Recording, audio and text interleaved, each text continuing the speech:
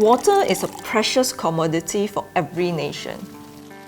Singapore gets some of its raw water from the Johor River. And recent reports of contamination in the river has sparked concerns over the quality of the water.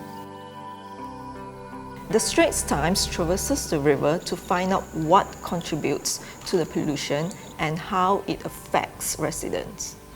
The Sayong River is one of the main tributaries of the Johor River, which supplies raw water to millions of residents in southern Johor and Singapore.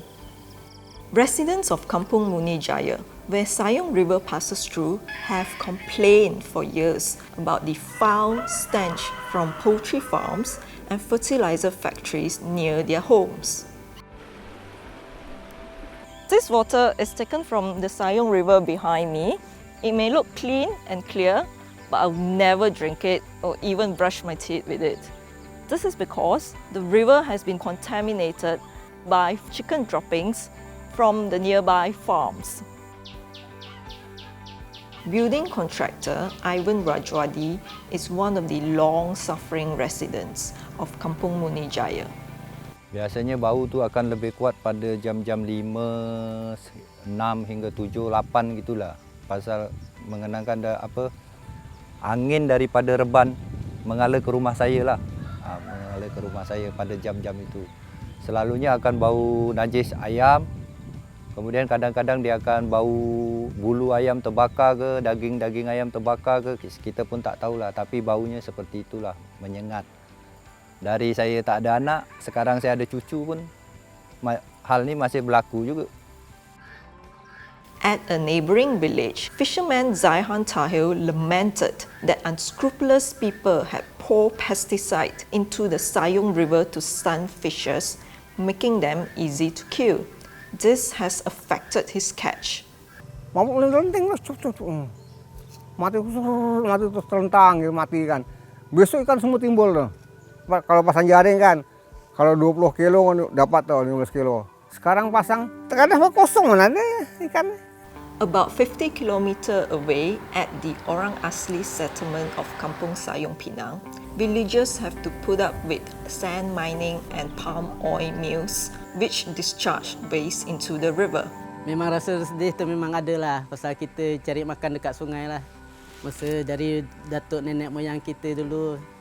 Tapi sekarang memang rasa sedih, itulah anak-anak kita dah tak dapat bermain dekat sungai, bermain dengan sungai.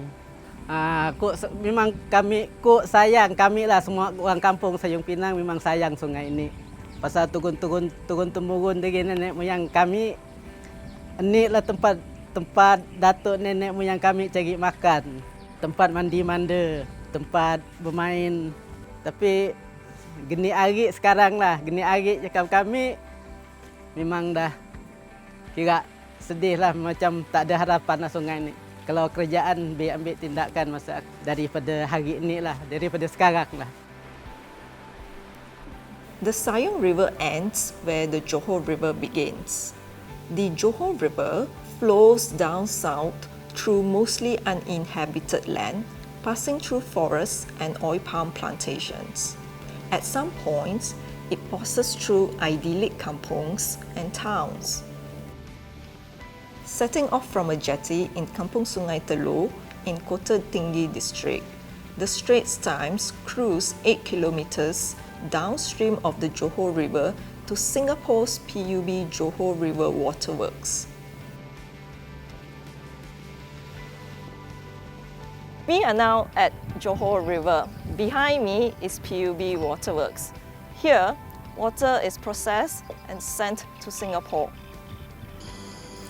Under the 1962 Water Agreement, Singapore is entitled to draw 250 million gallons of water per day from the Johor River.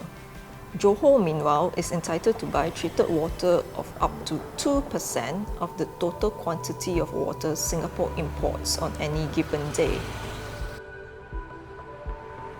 Mr. Sulaiman Yahdi is a boatman and employee of a water treatment plant.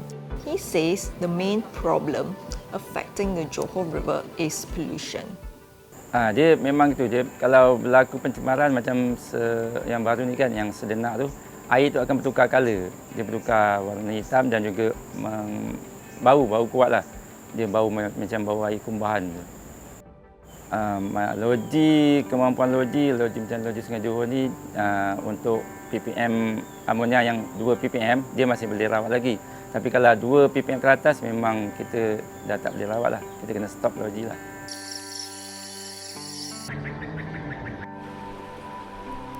In an effort to curb the pollution, the Johor government warned it will take stern action against offenders.